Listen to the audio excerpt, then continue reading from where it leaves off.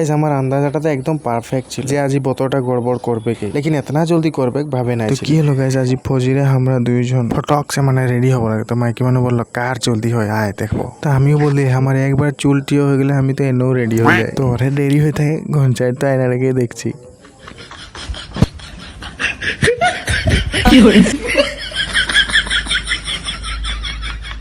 তো দুজন ফ্রেশ হইকে ঘর সে নিকলিলি একটা ছোট মোটো প্ল্যান করে, লেকিন আসমানটা বেলেগ কি ভাবে রাখেছিল। তার পিছে আরো কি অলরেডি পিছে আসেই গেল। ফটাফট আমিও মাইকির হাত ধরে গে দুজন একটা গাড়িয়ে উঠে গেলি।